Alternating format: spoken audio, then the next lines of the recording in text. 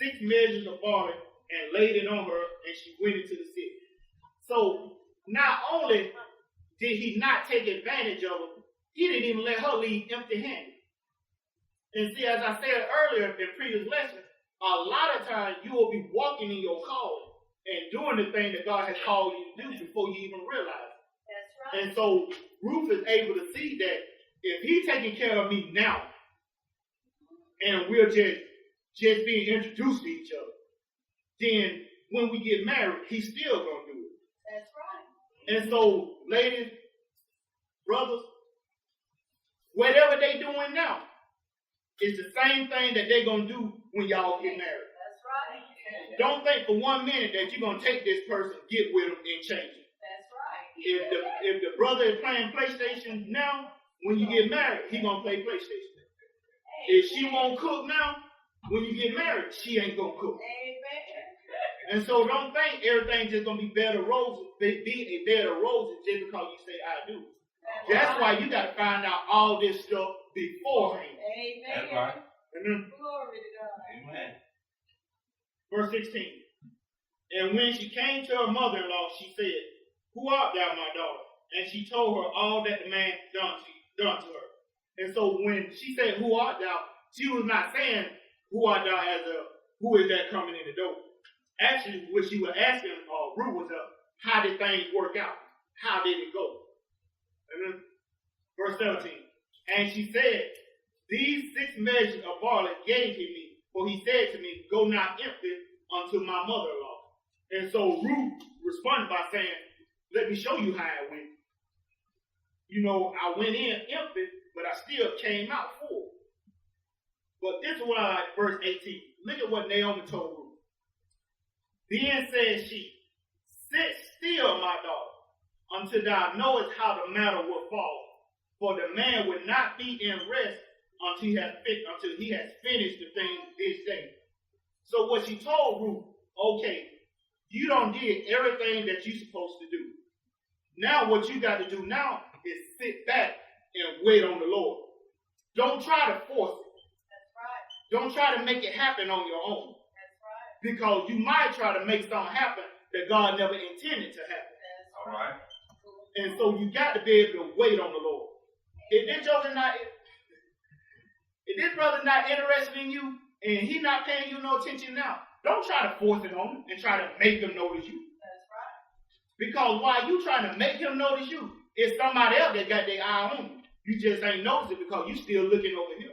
All right now. Go ahead. And that's why we messed up.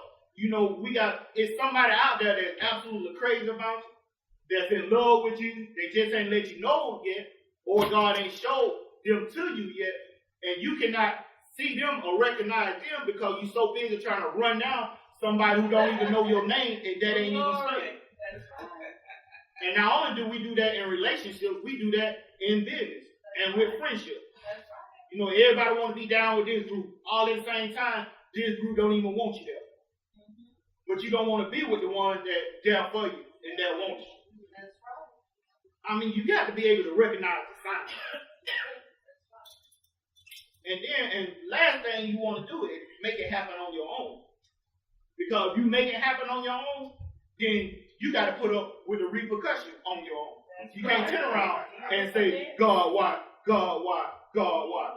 Adam could not say that woman you gave me. Well, I say to that, Adam could say that woman you gave me. But let me say that. Adam could not blame it on her because God didn't command her. God commanded Adam. And she had an excuse because she was tricked. All right. She was fooled. Now, you cannot, what can you say if somebody tricked you? What can you do? If you were tricked, you were just tricked.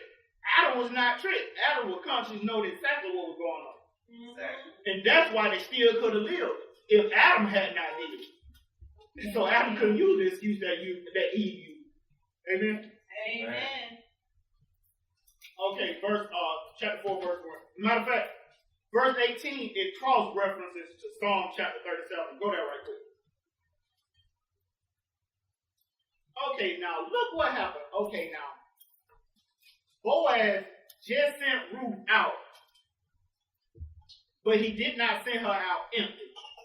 And then Naomi told her to sit back and wait and see what was going to happen. in the scripture cross-references to Psalm 37:3. And look at what it says. It says, trust in the Lord and do good. So shalt thou dwell in the land, and verily thou shalt be fed. So if you trust in the Lord and you put all your problems in God's hand, then you don't have to worry because God is going to take care of your needs. That's right. But you got to be able to trust Him. And our problem is that we say we trust God, but all at the same time we don't let God handle nothing. But I'm not saying just sit back and do nothing. What I'm saying is that do what you know to do according to the word, and the stuff that you can't do, the thing that you cannot handle, allow God to do it. That's right. Because faith without work is dead. And so your works will justify the faith that you have. Okay, let me say one more thing to further explain that. I can't remember what it is right now, but it was the two men with I don't know if they had leprosy, but the scripture said, why sit here till we die? It said, if we sit out here, we're going to die. So we might as well go on into the enemy's camp. And when they went in, they saw that God had already destroyed the enemy. And it was nothing but spoils there. And so they were able to reap all the spoil. But the thing was, and a lot of people get excited about, by this time tomorrow. That's what it says. By this time tomorrow. But when that happened tomorrow, if they had sat there and died. And so they moved. And so because they moved, then they got the blessing that was supposed to come. I don't know what it is, but it just came right off the top of my head. But that'll give you something to read on your own. I know where it came from. This is where it came from. I heard a message. And the preacher was preaching, why sit here till we die? And he was saying, by this time tomorrow. And he was saying all the things that God was going to do on tomorrow. And so what happened was that I was sitting back, waiting the next day, waiting on 12 o'clock to get there to see what was going to happen. See what's a check going to come in the mail. See what's going to happen different that didn't happen yesterday. And then time went on. 12 o'clock came, 3 o'clock came, 5 o'clock came, 8 o'clock came, midnight came, and nothing happened. Why? Because I didn't get the part that I was supposed to get. I just sat there. And so the same thing that happened the day before was the same thing that happened that day. And I missed the key thing, which was why sit here till I die. That's right. Amen. Amen. So I said that to say that allow God to do a thing, but don't sit there and just be lazy. Do the part that you're supposed to do. All right. And so that's what Naomi told Ruth to do when she told her to go and lay at the feet of Boaz. Because if you don't, because he know that there's another one that's closer, he might never say anything. All at the same time, the one that is closer not even interested. But verse 4. Go back to Ruth chapter 4, verse 4. Actually, verse 3. And he said unto the kinsman, Naomi, go back to verse 2. It said, and he took 10 men of the elders of the city and said, sit ye down here, and they sat down. And he said unto the kinsman, Naomi, that is come again out of the country of Moab, selleth a parcel of land which was our brother Elimelech. Now, before I say anything else, he didn't even go by himself. He took a witness. And see, when you go about things the right way, you don't have nothing to hide. That's right. So can't nobody bring false accusations against you. That's right. And so he took 10 men with him as a witness that he was doing everything the right way.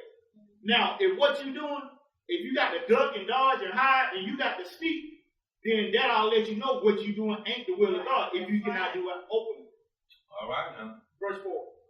And I thought to advertise thee, saying, buy it before the inhabitants and before the elders of my people. If thou wilt redeem it, redeem it. But if thou wilt not redeem it, then tell me that I may know, for there is none to redeem it besides thee, and I am after thee. And he said, I will redeem it.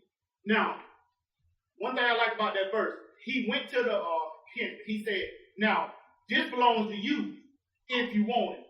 But if you don't want it, let me know so I can give it. And I said that to say this.